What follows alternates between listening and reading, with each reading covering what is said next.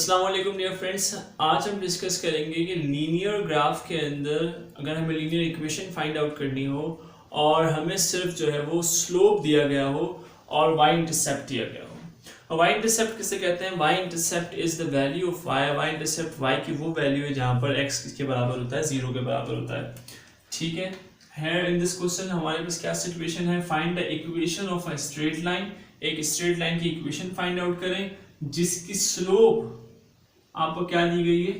3/2 and y intercept of the line is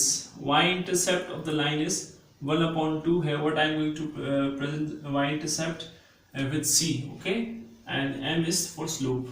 ठीक है, हमें दो सिचुएशंस दी गई हैं और हमसे ये कहा गया है कि हम क्या करें, उस स्ट्रेट लाइन की इक्वेशन को फाइंड आउट करें। So we are going to do it. तो हम कैसे करेंगे इसको देखिएगा। सॉल्यूशन करने हम जा रहे हैं। y is equal to M X plus C. इसके अंदर m क्या है आपको पता है, स्लोप है, और c क्या है आपके पास, y इंटरसेप्ट है। हम अब इसकी इक्वेशन को फाइंड आउट करने जा रहे हैं। y is equal to m 3/2 x plus c 1/2। ठीक है, और अगर हम इन दोनों के एलसीएम को ले तो so simple, 3x plus 1 is equal to y। This 2 will come here, यहाँ डिवाइड हो रहा है, वहां आके मल्टीप्लाई हो जाएगा। 2y is equal to 3x plus 1,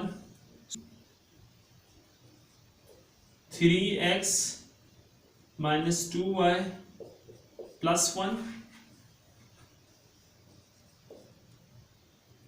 3x minus 2y plus 1 is equals to 0. This is that equation which fulfill the situation।